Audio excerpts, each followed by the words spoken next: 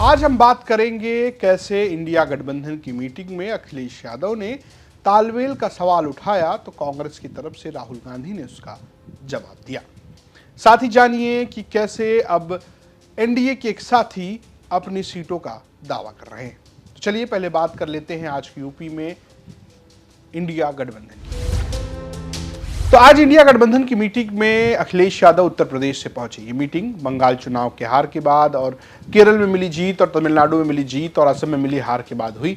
इस मीटिंग में जहां पर वाम दल ममता बनर्जी भी नजर आए, कांग्रेस के साथ तीनों अलग अलग चुनाव लड़े थे, वहीं पर अखिलेश यादव भी पहुंचे जो कि 2027 में लगातार कह रहे हैं कि वो कांग्रेस गठबंधन में ही चुनाव लड़ेंगे। लेकिन सुगबुगाहट तब तेज हुई जब दो नेता मायावती के दरवाजे पर पहुंचे और उनकी मुलाकात मायावती से नहीं हुई। तनुज पुनिया जो कि कांग्रेस के सांसद हैं वो पहुंचे थे, उनके साथ राजेंद्र पाल गौतम जो पूर्व मंत्री हैं बसपा से होते हुए कांग्रेस में आए हैं वो भी पहुंचे थे। इसके बाद चर्चा हुई कि क्या कांग्रेस उत्तर प्रदेश में किसी तीसरे विकल्प की तलाश में है, क्या उसको समाजवादी पार्टी नहीं जच रही। लेकिन लगातार अखिलेश यादव बयान देते रहे कि जो फॉर्मूला 2024 में था, जिस इंडिया गठबंधन के पीडीए ने बीजेपी को हराया था, वही एक बार फिर यहां पर बीजेपी को 2027 में हराएगा। लेकिन ये बात मीटिंग में उठ गई। जी हां, सूत्रों की माने तो मीटिंग में जब अखिलेश यादव पहुंचे तब उन्होंने कार्यवाही की शुरुआत की और ये खुद मल्लिकार्जुन खड़गे ने उन्हें ऐसा करने के लिए कहा। मल्लिकार्जुन ने कहा कि मैं प्रत्येक दल के नेताओं से अनुरोध करूंगा कि वे कुछ शब्द कहें जिसके बाद हम आगे उठाए जाने वाले कदमों पर सामूहिक रूप से चर्चा कर सकते हैं। इसके बाद भी हम सभी दोपहर 2 बजे बगल के हॉल में संयुक्त रूप से मीडिया से मिलेंगे। अब मैं अखिलेश जी से अनुरोध करूंगा कि वे हमारी कार्यवाही की शुरुआत करें। तो अखिलेश यादव ने एक बात कही, वो बात यह है कि सोर्सेज के हवाले से जो बात सामने आई है वो ये कि उन्होंने कहा कि ये जो तालमेल है कांग्रेस की राज्य इकाइयों के साथ वो बहुत अच्छा नहीं है। और ये सिर्फ अखिलेश यादव ने नहीं किया बल्कि वाम दल जो हैं उन्होंने इसमें अखिलेश यादव के साथ सुर में सुर मिलाया। फिर बारी आई राहुल गांधी की। राहुल गांधी ने जवाब दिया। राहुल गांधी ने कहा कि हमारा गठबंधन केंद्र में एकजुट है। जब राज्य इकाई के नेता कुछ कहते हैं तो उनकी बात मुझे सुननी पड़ती है। अब इसके अलग अलग मायने निकाले जा रहे हैं। क्या ये मायने निकाला जा रहा है कि उत्तर प्रदेश में भी जो राज्य इकाई के नेता कहेंगे वो बात मानी जाएगी? दरअसल अजय राय जो कि उत्तर प्रदेश कांग्रेस के अध्यक्ष हैं वो बहुत सहज नहीं होते हैं समाजवादी पार्टी के साथ। इमरान मसूद एक और नाम है जो बड़े नेता हैं, पश्चिम में है, मुस्लिम चेहरे हैं, वो सहारनपुर की 7 सीटों को लेकर दावा करते हैं जबकि वहां से आसू मलिक समाजवादी पार्टी से लगातार दावा ठोकते हैं। तो इस तरीके की कहीं ना कहीं आपको लड़ाई दिखती है। अब वो चाहे बाराबंकी की बात हो, सीतापुर की बात हो, आप प्रयागराज चले आइए, कुल मिलाकर ये एक तरीके से लगता ये है कि ये बार्गेनिंग है। लेकिन जिस तरीके से राहुल गांधी ने अपने पार्टी का पक्ष रखा, माना यह जा रहा है कि 2027 के चुनाव में कांग्रेस एक हार्ड बार्गेनर बनेगी। सवाल यह है कि आखिर कितनी सीटों पर बात बनेगी। इन बातचीत को लेकर कहा जा रहा है कि समाजवादी पार्टी कोशिश करेगी कि उन्हें 100 के नीचे रखा जाए, 60, 50, 70 इस तरीके के आंकड़े दिए जा रहे हैं और कांग्रेस चाहेगी वो 100 के ऊपर सीटों पर चुनाव लड़े। हालांकि समाजवादी पार्टी सांगठनिक तौर पर उत्तर प्रदेश में कांग्रेस से बहुत ज्यादा मजबूत है और बीते कुछ चुनावों में जिस तरीके का प्रदर्शन उसने किया है, खासकर 2017 जब कांग्रेस और सपा एक साथ मिलकर लड़े थे और समाजवादी पार्टी को अपने सबसे बुरे दिन देखने पड़े थे, सरकार तो गई ही गई, संख्या 50 के नीचे आ गई थी, वो 2022 में बढ़कर 100 से ऊपर हुई, 111 हुई और 2024 के लोकसभा चुनाव में एक तरीके से कह सकते हैं कि अभी का सबसे अच्छा प्रदर्शन समाजवादी पार्टी ने किया। हालांकि तब वो कांग्रेस के साथ गठबंधन में लड़े और दोनों ने मिलकर बीजेपी को वोट परसेंट के मामले में मात दी और उत्तर प्रदेश में रोक दिया। लेकिन सवाल यह है कि क्या कांग्रेस इस बात को समझ रही है कि पश्चिम उत्तर प्रदेश में मुस्लिम वोटों के लिए राहुल गांधी की जरूरत अखिलेश यादव को है और उसका एक नमूना 2027 के चुनाव में देखने को मिलेगा जब कांग्रेस एक हार्ड बार्गेनर बनेगी।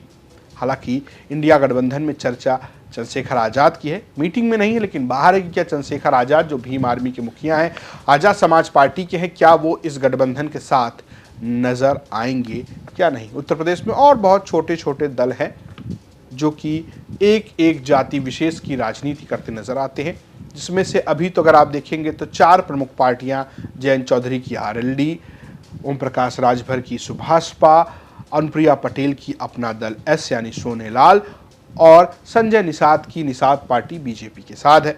वहीं पर अपना दल का मेरावादी, उसके अलावा अगर आप देखेंगे जो कि अनुप्रिया पटेल की बहन पल्लवी पटेल की पार्टी है, स्वामी प्रसाद मौर्य जैसे कई और छोटे दल, महान दल हों या फिर जनवादी चौहानों की पार्टी हो, ऐसी कई पार्टियां अभी भी सियासत में किसी तरफ नजर नहीं आ रही हैं। क्या इनका भी कोई गठबंधन बनेगा?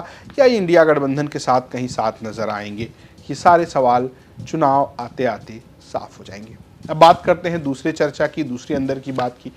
जब हार्ड बार्गेनिंग की बात कांग्रेस के लिए की जा रही है, तभी एक बात और उठ रही है ओम प्रकाश राजभर की। जी हाँ, सुभाषपा के अध्यक्ष हैं ओम प्रकाश राजभर और उन्होंने 32 सीटों पर अपने प्रभारी घोषित किए हैं।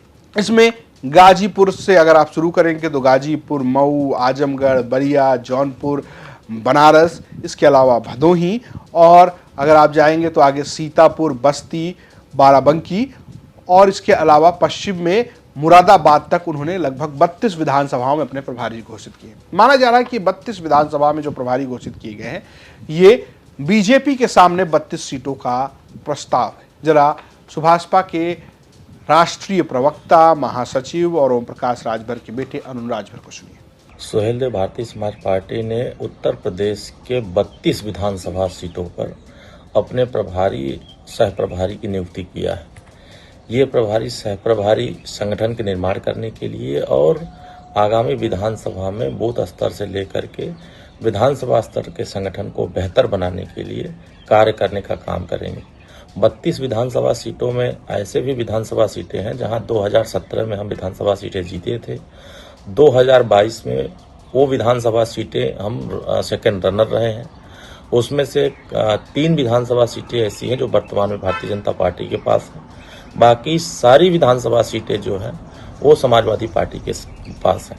तो ऐसे विधानसभाओं का चयन किया गया है जिन विधानसभाओं में पिछले 2017 में जिन मार्जिन से हम जीते थे, 2022 में कम मार्जिन की वजह से हम हारे हैं और आगे 2027 में उस जो कम मार्जिन से हारे हुए सीट हैं उन बेहतर करने के लिए जनता के बीच में लगातार कार्यक्रम चल रहे हैं, जनसभाएं हो रही हैं, रैलियां हो रही हैं और बूथ निर्माण का कार्यक्रम बहुत मजबूती से चल रहा है।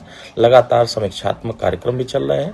इसी परिप्रेक्ष्य में सारे जो हमारे 32 विधानसभाओं का चयन हुआ है, उन 32 विधानसभाओं में हमारे चुनाव प्रभारी भी नियुक्त हुए हैं और सह प्रभारी भी नियुक्त हुए। आने वाले समयों में इसमें से जो बेहतर परिणाम लाएगा, जो संगठन का निर्माण बेहतर करेगा, उसको प्रत्याशी भी बनाया जाएगा। ये शीर्ष नेतृत्व, एनडीए गठबंधन के शीर्ष नेतृत्व तक इसकी सूचनाएं प्रेषित कर दी गई है। तो जी हाँ, जिन 32 सीटों की वो बात कर रहे हैं उसमें कुछ ऐसी सीटें हैं जहां पर बीजेपी का कब्जा है।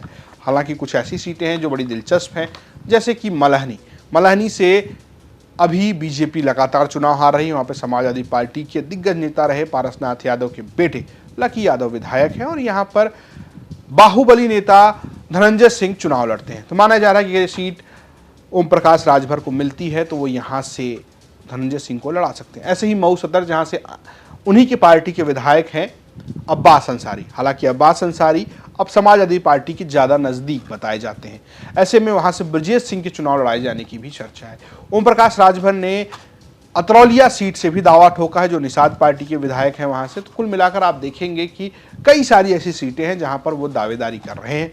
अब यहाँ बीजेपी किसको कितना देती है वो भी सवाल है। इतिहास में बता दें तो पिछली बार ओम प्रकाश राजभर अखिलेश यादव के साथ मिलकर चुनाव लड़े थे। तब उन्होंने 17 सीटों पर अपने प्रत्याशी उतारे थे और 6 सीटों पर उन्होंने जीत दर्ज की थी, जिसमें वो कहते हैं कि 2 तो अखिलेश यादव के ही विधायक हैं। फिलहाल आज की यूपी में इतना ही। देखते रहिए यूपी तक। नमस्कार।